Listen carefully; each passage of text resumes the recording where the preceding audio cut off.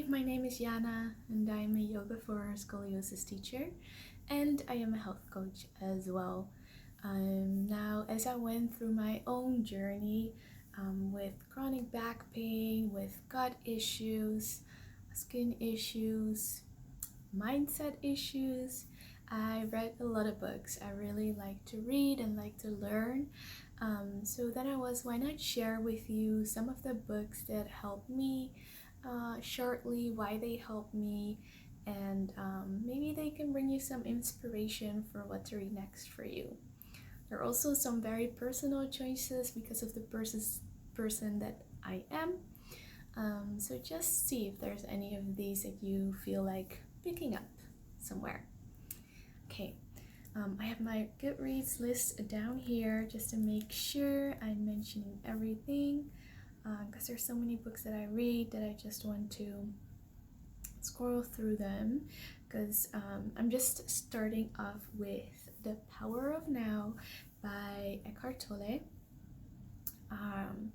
What I really like about this book, it's a lot of mindset work, but there's actually a lot of body work in a way as well, because he talks about being stuck in your pain body and the story that you have around like pain and around yourself. So this is very valuable if you are dealing with pain, with bodily sensations that you find hard to deal with. Plus, what really stuck with me was whenever you have a situation, you have three options. One is accept the situation. The second is change the situation.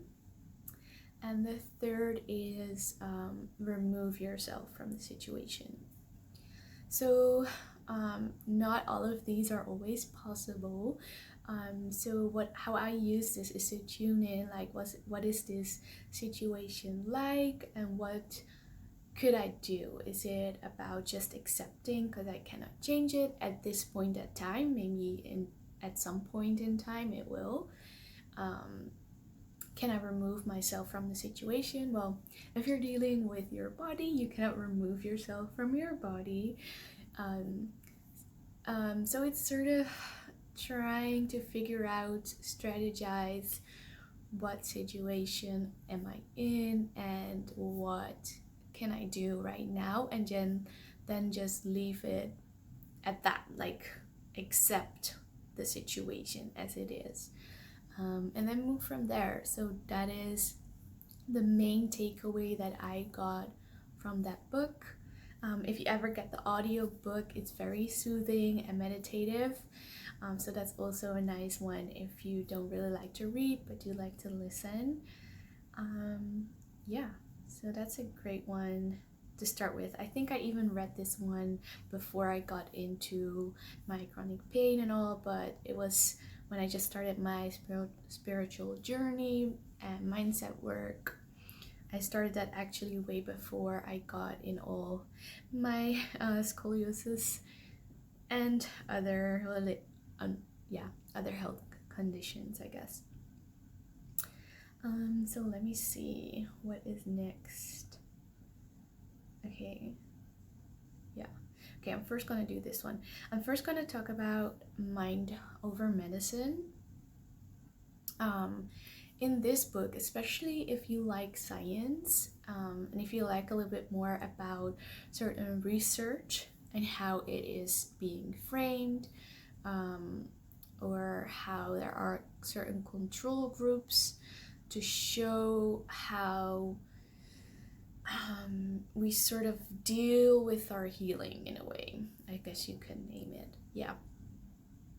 Then this is a good book for you, because what she talks about, she also has her personal experience of a healing journey as well.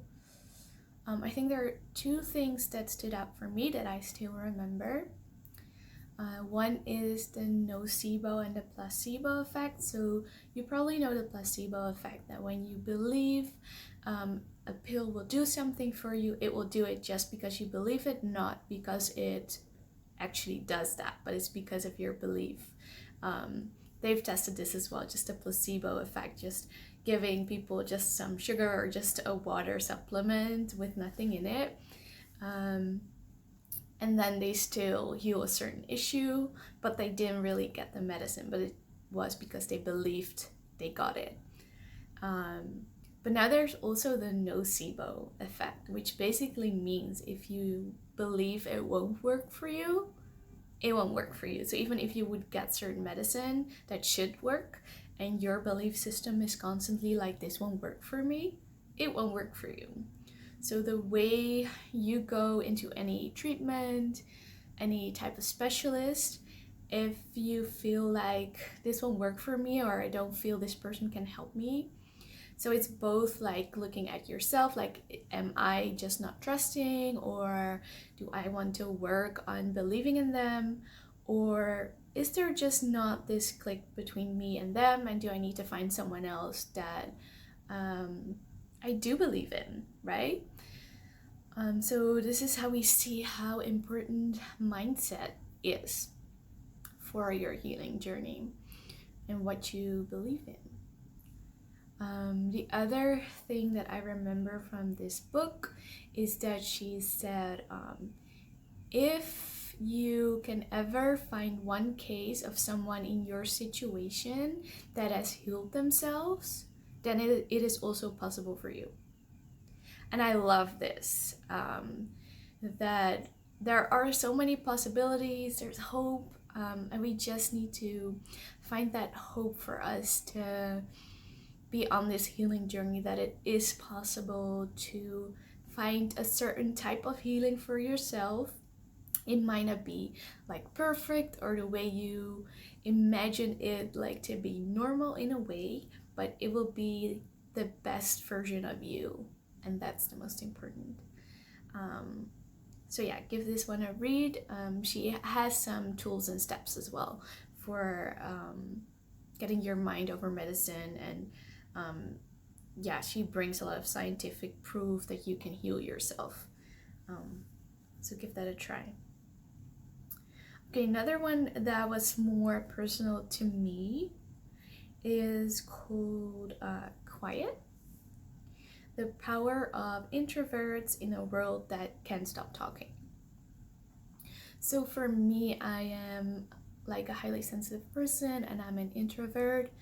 And because of how society usually portrays people and how you should be, or that you should be outgoing or constantly be around people, I was sort of forcing myself in certain situations, or feeling bad about myself for not being able to do those things, which would just overextend myself, my nervous system constantly, which would just put more, pressure and on my body, and it not being able to process everything just because I was so overwhelmed and doing way too much, and also just not feeling good about myself. So this book, she really puts a new perspective on the value of introverts as well, because I didn't feel a certain value about myself. And also becoming more aware of what that means to you, basically. So this really helped me to come more to terms with who I am, what is important to me, what I want to focus on, which sort of helped me to calm my nervous system more, to check in better with what do I need instead of what do I think how I need to be, which gave more space for my healing, which is basically what the body needs, to create a space for you to heal and for the body to process everything, for the nervous system to not be overwhelmed, that is just constantly being busy with everything that's externally instead of having time to process things internally. So giving myself the time as well and not feeling bad about it. Like, maybe if you're here, you're also an introvert, so yeah. Okay, then another one is the miracle of mindfulness, an introduction to the practice of meditation. Yeah, so if you are starting with meditation, or if you just started with mindfulness, or maybe if you even been doing it for years, there are just some nice little reminders how to be mindful in your daily life, which I really love. And I used to have this idea when I started with like yoga and meditation, like I can only do it like sitting down, and it needs to be at least this amount of time. And what I learned in this book is you can do a walking meditation just on your walk, not be distracted by like music or anything else. And they have some great tools to help guide you in your walking meditation, how you can pay attention to certain things around you, be more in the now, because that's what it's more about as well. And it's a very tiny book, so if you just want a little bit more of a it's a little bit of a light short read, just to get you started. It's a good one. Okay, then a little bit of a heavier topic, a little bit more science-based, so if you love that, then this is a good one for you. And it is called Super Genes by Deepak Chopra and another neuroscientist, of which I don't know the name. So in this book, they start to explain a little bit more about epigenetics. So maybe you've heard about genetics, sometimes with scoliosis, they also say like, oh, it's in your genes. So yeah, you just have it, everyone has it, which is not true. So now you have epigenetics, which basically means that even when you have certain genes, it doesn't mean that they need to express themselves. And basically you can have influence on your epigenetics. So the epigenetics is your environment and everything that has input on how your genes will express themselves. So they talk a little bit more about that, how that works. They have some case studies as well for you. So what I really love is when sometimes they just say, yeah, it's your genetics, like you can't do anything about it. And that mindset won't help you if you feel like, oh, I can't do anything about it, it just is what it is. And basically what epigenetics says, well, yes, you can do something about it. You can change the way your cells will react when you nourish yourself in different ways, change your environment, change your mindset. Your cells are constantly changing. They are never still. You have like a completely new body in 10 years, all your cells are renewed. So if we start working with those cells, with that renewal process and making sure that they get the right nourishment as they renew, then who knows what is possible, right? Because there's a lot still possible if you know this. So the 10 years is the entire body, but every cell in your body for like your organs or like your skin is 30 days you have new skin. It just depends on the part of the body how long it needs to renew itself. So it's super interesting. It's a science approach in what all is still possible, and that you shouldn't give up, and that you can really achieve a lot if you know more about where your genes have come from, because they can also carry an amount of stress. But once you know that, you can start working with that. And that's sort of what they mean. Like you can start working with those generational stressors that were there. And you can start healing the trauma in a different way.